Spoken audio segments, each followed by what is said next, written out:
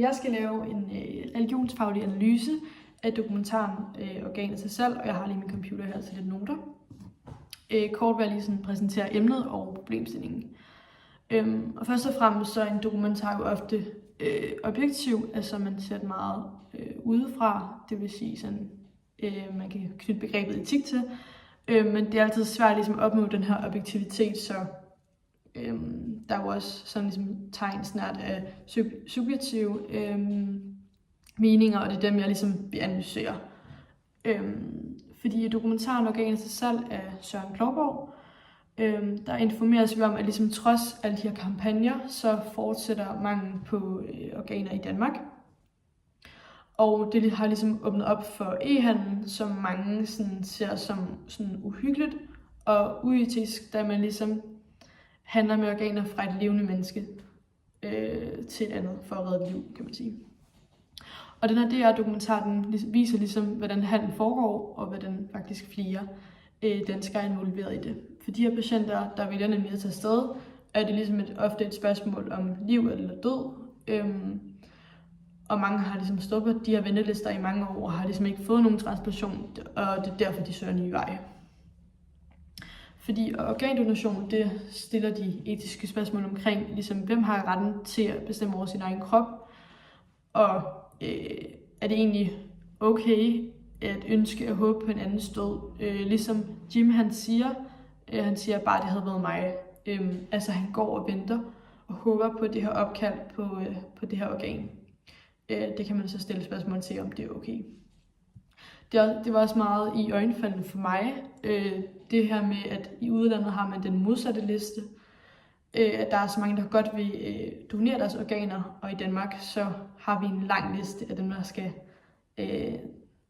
organtransplantationer.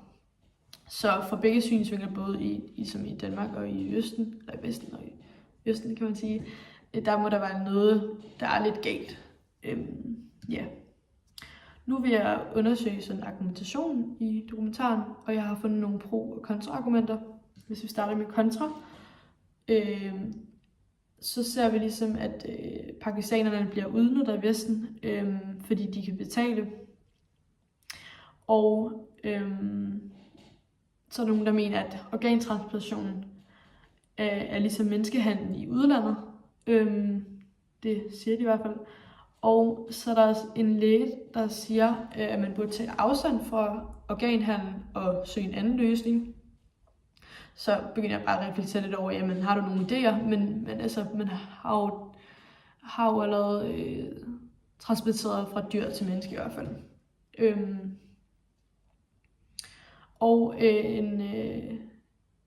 En fra Nyreforeningen, han sammenligner organhandel med slavehandel. Og der begyndte jeg straks at tænke på det Immanuel Kant siger. Du skal altid behandle andre mennesker som mål i sig selv, og ikke kun middel. Og i det han sammenligner det med organhandel med slavehandel, så bliver det kun brugt som en middel. Og så ser vi også, at der er en mellemmand, der tjener rigtig mange penge på den her handel, som ligesom er en kontraside af det, kan man sige. Vi ser også, at der er nogen, der var tvunget til at donere. Men nu fortryder de det grundet smerter, da de ligesom ikke fik sygeorlov. Nogle pro-argumenter kunne være, nogle pro-argumenter og sider, kan man sige. Det er, når for eksempel Jim han roser hospitalet og den behandling, han fik. Men så siger han så også, at han kan godt se, at det er en pengemaskine, så der prøver instruktøren nok at gøre det lidt mere objektivt. Et andet pro-side kunne være, at hvis de donerer, altså de pakistanere for eksempel donerer, så får de et meget bedre liv, fordi de ligesom står i gæld. Og der er også en organdonor, der siger, at de rige hjælper, hvilket ligesom står meget i kontrast til lægen, som siger, at vi burde søge nye veje. En anden pro-side argument, det er, at der er en far, der har doneret til sin datter, så det her med, at organdonation kan også hjælpe inden for det tætte, altså i familien for eksempel. Og så har jeg undersøgt, hvilke argumenttyper. Jeg har set på, at der er meget fokus på fornuftig egennytte, Det her med, at man tager hensyn til sit eget behov, hvor man måske til tider godt kan være lidt egoistisk. Og så lægges der også fokus på det her med forholdet mellem rig og fattig i forhold til Vesten og Østen.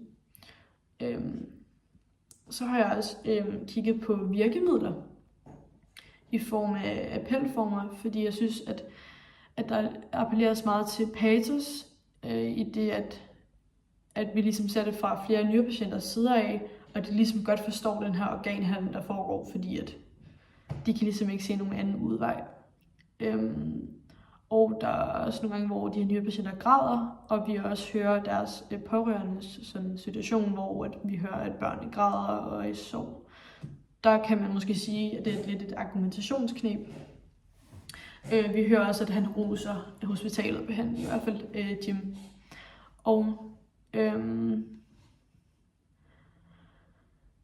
så har jeg kigget måske lidt på den her skråplanseffekt, fordi at jeg mener, at i og med, at det ligesom er okay at donere i Danmark,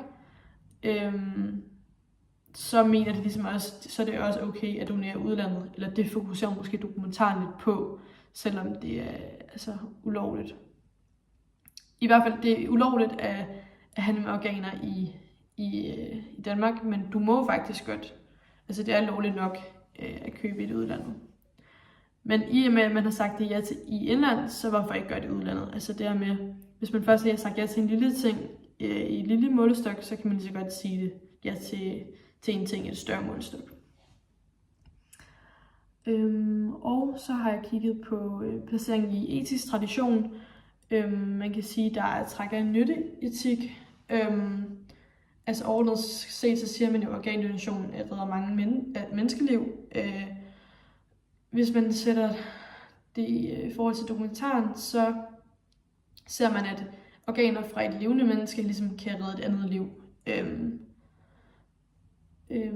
Dog så ser vi så lige også bagsiden af det, og ser, at mange af dem, der donerer, faktisk får kroniske smerter. Så man kan egentlig sige, det er måske ret egoistisk, det her med, at man godt vil redde sig selv, men forværre en andens tilstand.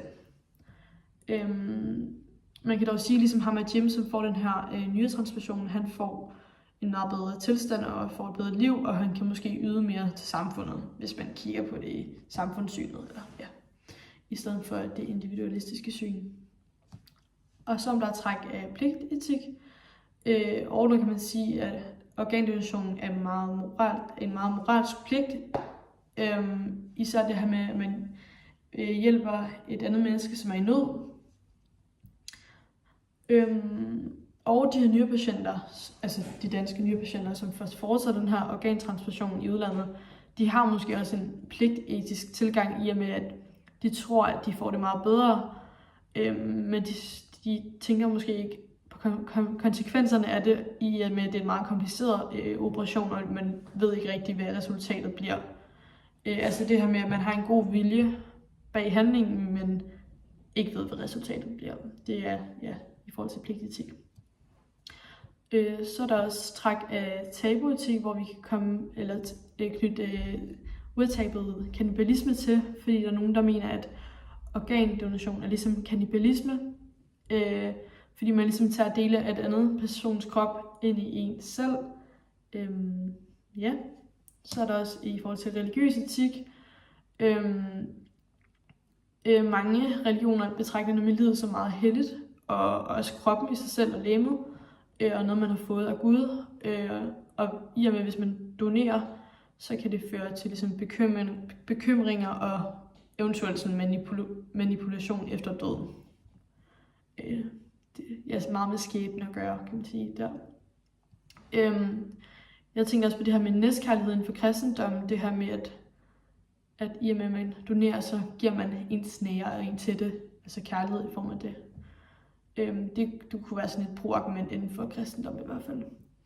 Og lige hurtigt vil jeg lige perspektivere til 2 tekster, vi har læst. Den første er Mig og mine organer af Marina René. Hun mener ligesom, at alle de her kampagner er meget unødvendige, altså de her statens kampagner med at ja tak til organdonation, fordi hun mener, at vi er meget velinformerede, og vi bare altså sådan, det er for meget med det her, vi bliver bombarderet med det, og hun har et meget individualistisk menneskesyn på det.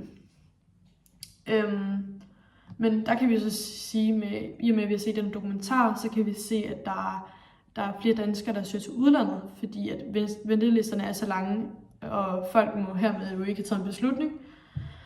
Ja, og så vil jeg også gerne perspektivere til teksten Organer fra mig til dig af Jan Lindhardt. Og han lægger meget vægt på det her med, at der er stor mangel på organer, og han har meget en nytteetisk tilgang, hvilket ligesom kan passe meget godt til den dokumentar, vi har set, fordi vi kan se, at der ikke bliver doneret nok organer, altså ventelisten er for lang til organtransplantation, så folk søger nye veje. Han debatterer faktisk også om det her med aktivt fravalg i stedet for tilvalg, som er meget interessant, så man kan gå og reflektere lidt over. Men overordnet så er organdonation et meget komplekst etisk emne, og stiller mange spørgsmål i forhold til individet og samfundet. Og der er mange holdninger i hver religion og i hver kultur, men vi må konstatere, at der er mangel på organer til transplantation. Og der er et meget stort pres for at øge det her donorantal. Så sådan, spørgsmålet er jo sådan overordnet, hvad vi kan gøre, hvordan vi kan ligesom respektere det individuelle menneske og samtidig øge antallet af organdonorer. Og det var min analyse.